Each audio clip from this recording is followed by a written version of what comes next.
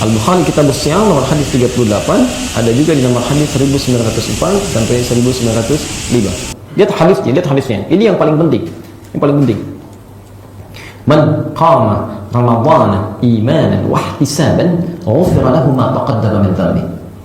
Lihat tubuh tabinya. Ini sifat yang paling penting di antara semua sifat yang telah kita sampaikan. Siapapun yang menunaikan qiyam Ramadan, dilakukan satu karena iman, yakin karena Allah. Di kalimat pertama ingin memberikan ukuran kepada kita, tunaikan ikhlas karena Allah, jangan karena yang lain. Ya, maaf, para ulama hadis mengomentari petunjuk ini memberikan kesan bahwa ada orang-orang yang saat qiyam suasana keikhlasannya masih kurang. Ada yang cuma formalitas, yang penting sudah tarawih. Ya, nah, sudah tarawih belum? Sudah mah, tapi nggak peduli. Mau khusyuk mau tidak, kan? Mau cepat mau lambat, ada yang begitu. Bahkan Nabi tadi kita sampaikan kan, sampai menyebutkan, maaf, rubba qa'imin laisa lahu min qiyamihi illa as-sahar. Tidak sedikit orang qiyam enggak dapat apa-apa, cuman capek saja. Capek begadang kata Nabi, cuman berdiri kan? Nah, ini jadi masalah di sini. Ya karena itu, satu, pelihara keimanan kita karena Allah, lakukan dengan ikhlas, ya. Bahkan berita baiknya nih, saya sedikit lompat sebentar ya. Ini ada anugerah yang hanya Allah berikan setahun sekali. Antum mesti pertahankan itu ya, mesti pertahankan. Yaitu anugerah kekuatan iman. Itu cuma diberikan oleh Allah setahun sekali dan hanya berlaku di awal Ramadan. Saya berikan sebentar saja analisis tafsir ya. Nanti kalau antum ingin baca lebih jauh, insya Allah buku kami akan dicetak tentang Ramadan dalam kisaran beberapa hari ini. Nanti bisa dapatkan di situ, ada bisa dianalisis ya, bisa baca lebih jauh. Ya. Bismillah. Lihat sini. Saya tuliskan. Suaranya kurang besar. Oh, kurang besar atau kurang kencang? Baik. Insyaallah. Baik, bismillahirrahmanirrahim. Lihat sini. Saya tuliskan sedikit ya. Ya ayyuhalladzina kan amanu. Bismillah. Ya ayyuhalladzina amanu. Okay? Segarisi dulu. Ya terulang 361 kali dalam Al-Quran. Ayyuha terulang 150 kali. Alladzina terulang 1080 kali dalam Al-Quran. Dan kalimat amanu terulang 258 kali dalam Al-Quran. Perhatikan. Ya disebut harfun nida. Huruf yang digunakan untuk memanggil. Ya. Di Arab itu, ya itu fungsinya fleksibel kalau untuk memanggil. Ya, bisa manggil yang dekat, yang menengah, atau yang jauh. Ya, misal di depan saya misalnya ada Ahmad, kan? Saya akan panggil ya Sayyid Ahmad, ya Ahmad, kan? Ya boleh pakai ya. Atau manggil yang menengah, ya, ada Ali di tengah, ya Ali, saya bilang ya, pakai ya. Atau yang jauh, saya ada Muhammad jauh, saya panggil ya Muhammad, insyaallah ta'ala, kan? Itu menggunakan ya. Jadi huruf yang digunakan untuk memanggil bisa dalam kategori jarak yang dekat, ya menengah, ya, ataupun jauh. Nah, sekarang lihat rumus tafsirnya. Kalau huruf ya ini di dalam Quran disandingkan dengan kata iman, ya, seakan-akan Allah ingin memberikan gambaran kalau dalam tafsiran yang luas, hei orang-orang yang telah memiliki iman dan iman kalian barangkali tidak sama. Ada tingkatan. Ya. Ada yang imannya kuat karena itu dekat dengan Allah, dipanggil dekat. Ya, Masya Allah. Ya, saya beri contoh misalnya, sebelum dipanggil sholat, dia sudah siap-siap. Subuh misalnya jam 4:35, setengah 4 sudah datang, saking kuatnya imannya, dekat dengan Allah dia. Okay. Ada yang menengah, iman standar, dipanggil jam 4:35, baru siap-siap jam 4:35, gitu kan? Ada yang jauh, mungkin karena sering maksiat dan sebagainya, sudah komat pun masih belum sadar juga, gitu kan? Jauh. Jadi ketika dipanggil kalimat ya, disatukan dengan iman, seakan-akan satu memberi faidah untuk tingkat keimanan yang berbeda-beda. Hei orang-orang yang telah memiliki iman, saya tahu iman kalian beda-beda, ya. Tapi yang paling hebat, ketika Allah menyebutkan imannya beda-beda, tapi disamakan panggilannya pakai ya, satu huruf. Padahal Allah bisa memanggil yang dekat dengan hamzah, a, ya. Yang menengah pakai ya, yang jauh pakai ayah. Itu rumusnya, ada 14 panggilan. Tapi menggunakan satu huruf yang sama, ingin memberikan kesan bahwa saya tidak akan bedakan.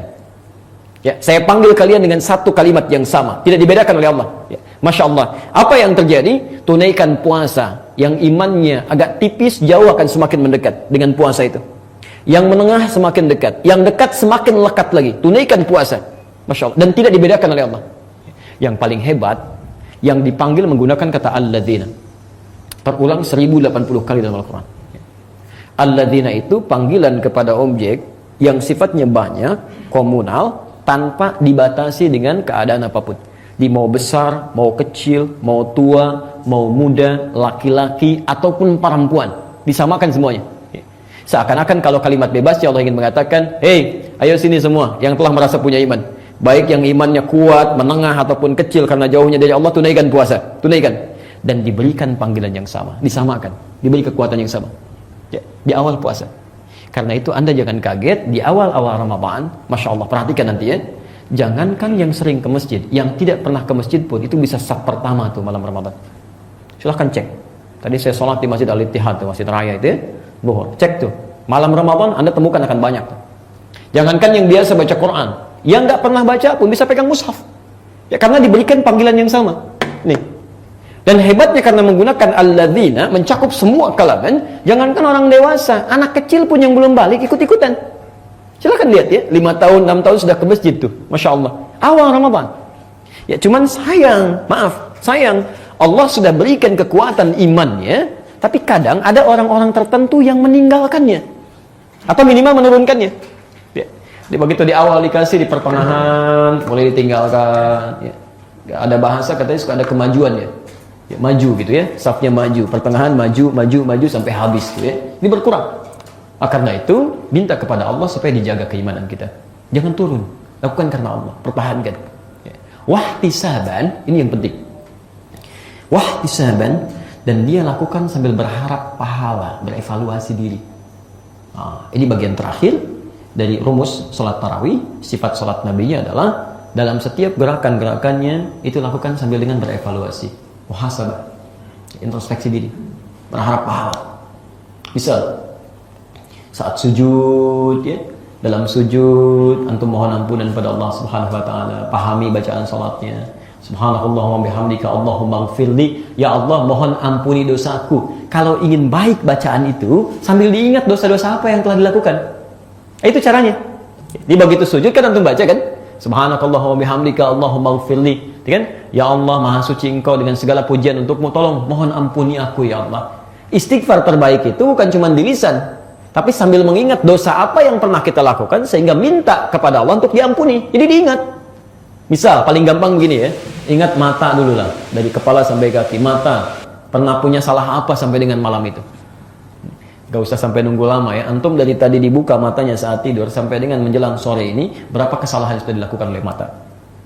Ya, salah lihat di handphone, salah lihat di TV, salah lihat di jalan, macam-macam. Berapa kali salahnya tuh? Coba cek ya.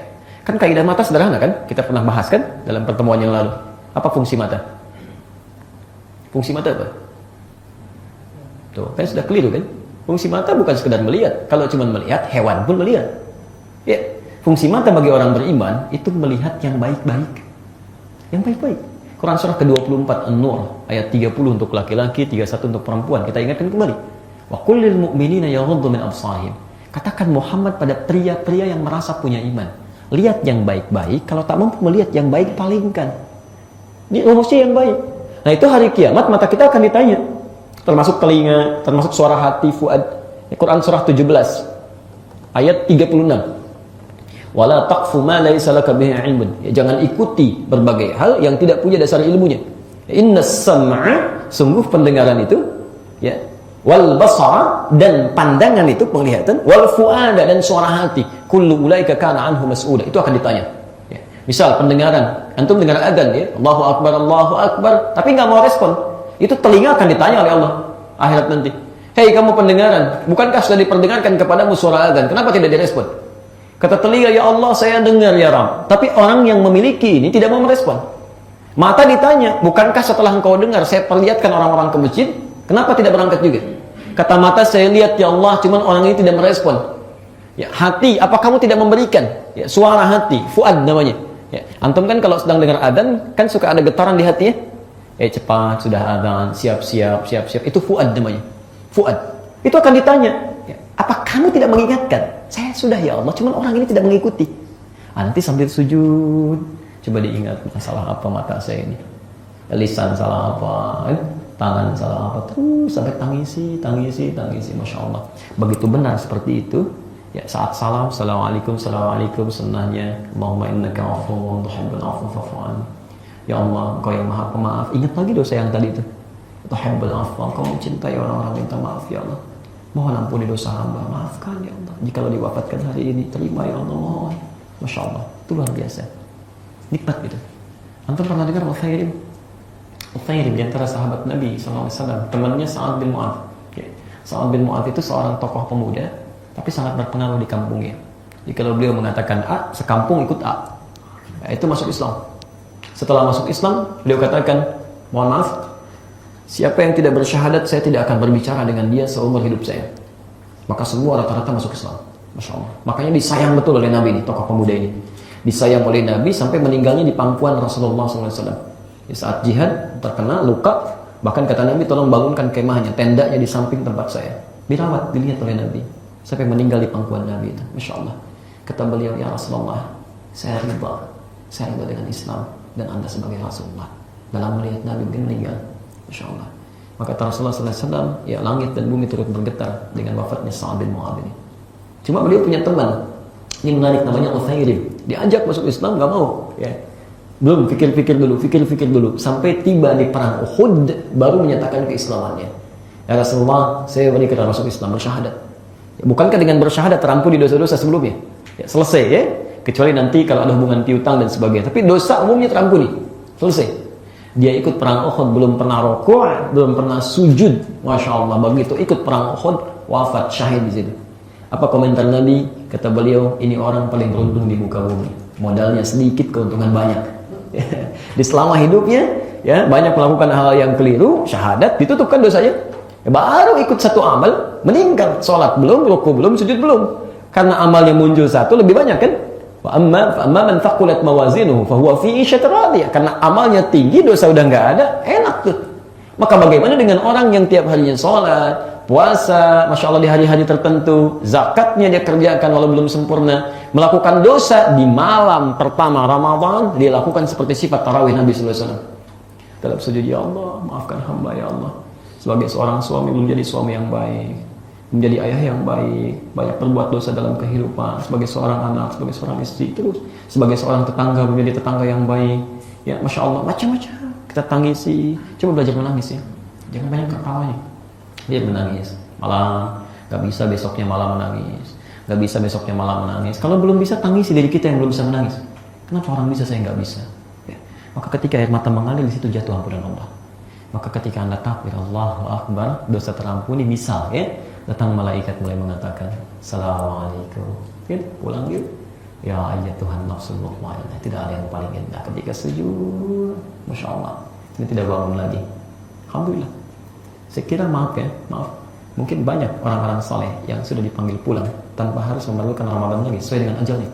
Kita masih membutuhkan satu tarawih untuk mengampuni dosa-dosa kita. Kalau Allah sudah berikan malam itu, Anda tidak maksimalkan juga, dengan cara apa lagi Allah mesti ampuni? Jelas ya?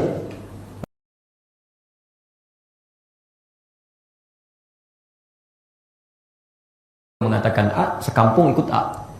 Ya, itu masuk Islam. Setelah masuk Islam, beliau katakan, mohon maaf, siapa yang tidak bersyahadat, saya tidak akan berbicara dengan dia seumur hidup saya.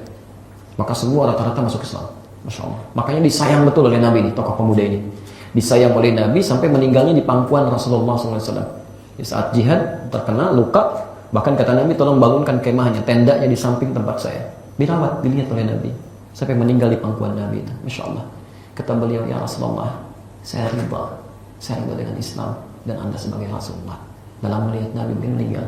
Masya Allah. Maka kata Rasulullah SAW, ya langit dan bumi turut bergetar dengan wafatnya Sa'ad bin Mu'adz ini. Cuma beliau punya teman, ini menarik, namanya Uthairim. Diajak masuk Islam, gak mau. Ya.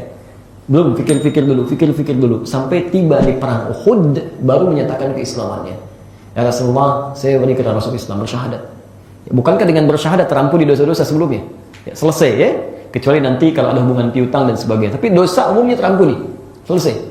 Dia ikut perang Uhud, belum pernah rukuk, belum pernah sujud. Masya Allah, begitu ikut perang Uhud, wafat, syahid di situ. Apa komentar Nabi? Kata beliau, ini orang paling beruntung di muka bumi. Modalnya sedikit, keuntungan banyak. Di selama hidupnya, ya, banyak melakukan hal yang keliru, syahadat, ditutupkan dosanya. Baru ikut satu amal, meninggal, sholat belum, ruku belum, sujud belum. Karena amalnya muncul satu, lebih banyak kan? Wa amma man thaqulat mawazinuhu fahuwa fi 'ishatin radiyah. Karena amalnya tinggi, dosa udah nggak ada, enak tuh.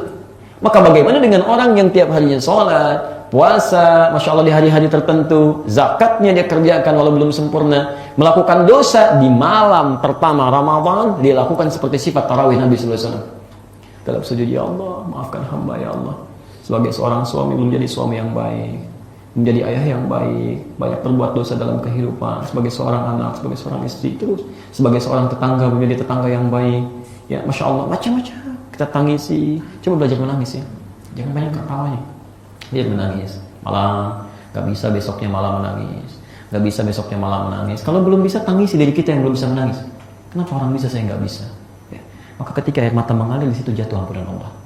Maka ketika anda takbir Allahu Akbar, dosa terampuni. Misal ya, datang malaikat mulai mengatakan Assalamualaikum, ya, pulang yuk.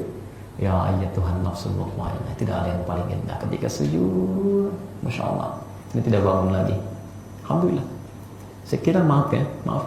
Mungkin banyak orang-orang saleh yang sudah dipanggil pulang tanpa harus memerlukan Ramadan lagi, sesuai dengan ajalnya. Kita masih membutuhkan satu tarawih untuk mengampuni dosa-dosa kita. Kalau Allah sudah berikan malam itu, anda tidak maksimalkan juga, dengan cara apa lagi Allah mesti ampuni? Jelas ya?